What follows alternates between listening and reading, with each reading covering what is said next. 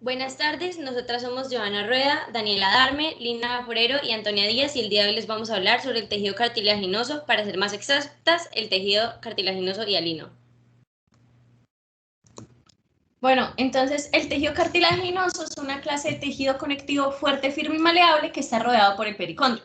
Entonces, este está compuesto por condrocitos y una matriz extracelular altamente especializada. Entonces, esta ocupa el 95% del volumen del cartílago y posee una estructura vascular. Introduciéndonos un poco más en el cartílago hialino, se presenta una matriz la cual no posee forma definida y es uniforme. A lo largo se encuentran espacios a los cuales les denominamos lagunas, donde se encuentra el componente celular del cartílago hialino. Entonces, una de sus características es que hacen parte de la lubricación de las conexiones de los huesos que se encuentran separados por una cavidad articular. Entonces, también distribuyen la fuerza aplicada a los huesos subyacentes. Entonces, la matriz está compuesta de macromoléculas, las cuales son proteoglucanos que contienen GAG, glucoproteínas no colágenos y diversos tipos de colágeno. Entonces, esta matriz es producida a través de condrocitos y su composición está determinada por tres moléculas principales. Entonces, moléculas de colágeno, acúmulo de proteoglucanos que contienen glucosaminoglucanos y glucoproteínas multiadhesivas. Entonces, bueno, los componentes básicos de este cartílago hialino están compuestos por hialuronato, sulfato de condroitín y queratansulfato. Bueno, ahora para hablar un poco sobre las funciones de este tejido podemos empezar diciendo que este brinda soporte a las diferentes estructuras de las que hace parte, como lo son los bronquios, la membrana nictitante, los puntos de intersección de los extremos ventrales de las costillas en el esternón y las superficies de las articulaciones. Además, es capaz de actuar como amortiguador, pues absorbe el impacto de los golpes, especialmente en las articulaciones. Además, elimina el rozamiento de las articulaciones, pues constituyen superficies lisas para las articulaciones al moverse. Esto hace que se deslicen con mayor facilidad. También actúa en la gestación como el tejido cartilaginoso que forma el esqueleto del feto. Y su última función es en el crecimiento, pues el crecimiento del hialino a nivel de la placa epifisiaria posibilita la elongación de los huesos.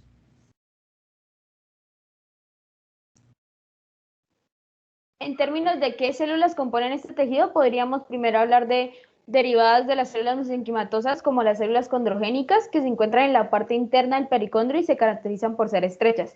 Estas se pueden derivar ya sea en condroblastos o en células astroprogenitoras. El segundo tipo de células que podríamos encontrar son los condroblastos, que pueden surgir a partir de las células mesenquimatosas dentro de los centros de codificación o de las células condrogénicas. Estos cuentan con los organelos necesarios para la producción de proteínas y una gran cantidad de vesículas secretores. ¿Por qué? Pues porque con esto producen los componentes de matriz extracelular del cartílago hialino. Una vez la matriz del cartílago empieza a rodar a los condroblastos, estos pasan a ser condrocitos. Los condrocitos se localizan pues en esas lagunas, en esas pequeñas cavidades llamadas lagunas condrocíticas. Bueno, como en la división celular mitótica realizada por los condrocitos, una o dos veces se da gracias a que se retiene la capacidad de dividirse y la matriz cartilaginosa es distensible. Ocurre dentro de las lagunas por lo que se organizan pequeños grupos de células denominados grupos isógenos. A medida que las células producidas van secretando matriz nueva, se va formando una división provocando que cada célula ocupe su propia laguna. A medida que se va secretando más matriz, las células se van distanciando más. Los condrocitos que se encuentran en la zona superficial son ovoides y a medida que se van ubicando más adentro del cartílago, su forma se empieza a tornar más redonda. Hay que tener en cuenta que en las zonas más profundas del cartílago la cantidad de condrocitos es considerablemente menor. Las células madres tienen la capacidad de diferenciarse en diversos tipos de células especializadas y adicionalmente pueden autorrenovarse y teniendo en cuenta que las células madres de cartílago hialino se denominan mesenquimales. Las células madres mesenquimales pueden ser extraídas de diferentes fuentes, las más comunes son la médula ósea, sangre de cordón umbilical y el tejido adiposo. Las células madres mesenquimales tienen también efectos inmunosupresores o inmunomoduladores, es decir, que tienen la capacidad de inhibirse la respuesta inmune, alterando los reconocimientos de antígenos al interferir con el desempeño de las células dendríticas y de los linfocitos T. Bueno, en esta imagen podemos ver lo señalizado con la letra P es el pericondro y al lado están las células condrogénicas. En el centro, lo señalizado con la letra C son los condrocitos ovoides grandes y encima de ellos se encuentran los condroblastos.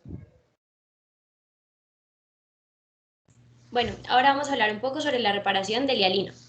El cartílago hialino de la reparación no es simple, pues este tejido carece de vasos sanguíneos que transporten los nutrientes, por lo que la llegada de los nutrientes a las células de este cartílago es compleja y por tanto no se puede reparar de manera fácil. La terapia celular es la mejor opción, pues al reparar el tejido hace que sea un tratamiento más efectivo a largo plazo. Las células madres son trasplantadas al paciente para así ayudar con la regeneración del tejido. En este proceso se utilizan células madre mesenquimales, células madre embrionarias, células madre pluripotentes inducidas, células madre derivadas del tejido adiposo y una población de células madre descubierta recientemente que se llama células madre esqueléticas humanas.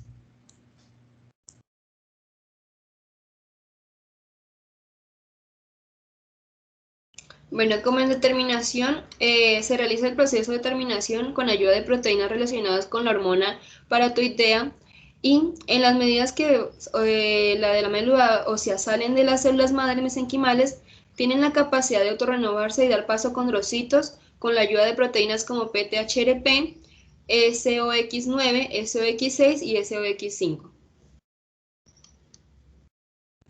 Bueno, ahora vamos a hablar un poco sobre la diferenciación. De las células del hialino es un proceso llamado condrogénesis en el que las células madre mesenquimales pasan a ser condrocitos. Este proceso se inicia con la condensación de las células mesenquimatosas condroprogenitoras. Durante la condensación se observan factores de crecimiento como TGF-beta, BMP2, BMP4, BMP7, FGF2, SHH y WNTA3. WNT3A. Y los componentes de la matriz extracelular que más se destacan son los colágenos tipo 1 y 2A, la N-caderina, la fibronectina y la tenasina.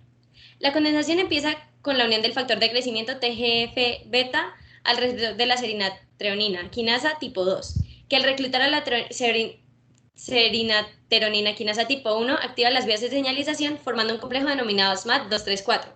El objetivo de la activación de estas vías es la regulación de la expresión génica, ya que el complejo SMAD234 se va a unir al núcleo de la secuencia de ADN GTCC-TA-GAC, siendo regulada por el factor de transcripción SOX9. El proceso que le da fin a la condensación es la regulación negativa de la N-caderina. La función de la N-caderina durante la condensación es agrupar a las células mesenquimales en los llamados nódulos condrogénicos. Bueno, entonces ya al finalizar la etapa de condensación, empezaría la etapa de proliferación y diferenciación. Entonces, al inicio de esta etapa, la matriz extracelular es igual a la que se tiene en la condensación, pero pues algunos factores de crecimiento que influyen serían diferentes, como lo son el IGFI, RANKS 2 y 3, mientras que FGF2, BMP2, 4 y 7 se mantienen presentes. Entonces, esos nuevos factores de crecimiento van a ser fundamentales para la segunda parte de esta etapa, puesto que por un lado generan cambios en los componentes que se producen en la matriz extracelular. Entonces, el caso particular del RANKS2, este induce directamente la expresión de IHH que codifica para un grupo de proteínas que estimula la proliferación de condroblastos. Este mismo gen también induce a la expresión de PTHRP, que más adelante será fundamental para detener la diferenciación celular. Entonces, ya cuando los condroblastos están formados, se empiezan a generar los componentes de matriz previamente mencionados. Entonces, estos empiezan a estar rodeados por y una vez están completamente rodeados, se ubican en las lagunas y ya pasarían a ser denominados condrocitos. Entonces, a esta etapa se le denomina diferenciación terminal.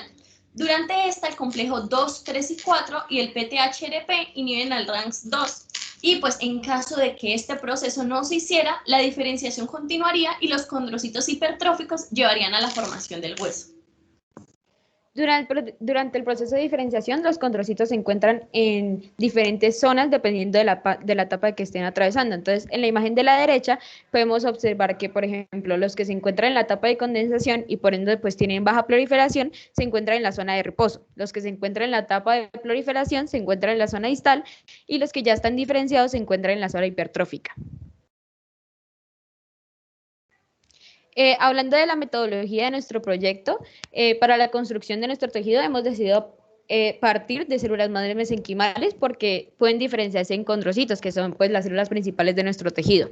Partiríamos primero de la extracción de la médula ósea con el fin de usar las madres mesenquimales que se encuentran en este tejido. Aislaríamos las células mesenquimales utilizando el método FICOL, un método que se basa en el gradiente de densidad y la centrifugación para obtener una población más homogénea de células madres mesenquimales. Este método nos ayudaría a aislar las células mononucleares del extraído de médula ósea, pero esta característica pues no solo se reserva a las células madres mesenquimales.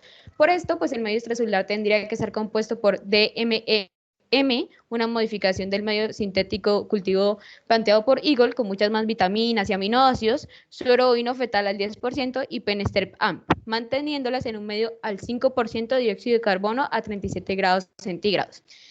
Y cambiaríamos el medio cada cierta cantidad de días para eliminar las células que no se adhieran, garantizando así que nuestra muestra contenga únicamente células madres mesenquimales. Ya pues para la inducción de condrogénesis, nos aseguraríamos de que el medio extracelular contara con las DMEM, con suero bovino fetal, con antibióticos, antimicóticos, vitamina C, los factores de crecimiento IGFI, TGF-beta3 y BMP6, y también con ascorbato 2-fosfato, L-prolina, y lo que haríamos sería renovar el medio cada 3 días durante 3 semanas. Bueno, como conclusiones tenemos que el cartílago es una estructura vascular. Por esta razón, la composición de la matriz extracelular es decisiva para la difusión de las sustancias entre los condrocitos y los vasos sanguíneos del tejido conjuntivo circundante. Otra conclusión que tenemos, la mayor parte de los cartílagos se originan a partir de la mesenquima durante la condrogénesis de la expresión del factor de transcripción, SOX9, desencadenada de la diferenciación de las células mesenquimatosas en las células productoras de cartílagos que se denominan condroblastos. Otra conclusión que tenemos es que el uso de las células madres y la terapia celular para la reparación del tejido hialino es esencial, ya que por ser un tejido vascular, su regeneración no es simple y no puede hacerse por sí solo. Y por última conclusión tenemos que para la formación del tejido cartilaginoso hialino, a partir de una célula madre mesenquimal de médula ósea se requieren máquinas de centrifugado, de uso de protocolos de aislamiento de células madres y componentes de cultivo como DMM, suero fetal bovino y los factores de crecimiento FG1, TGF-beta3 y BMP6. Gracias.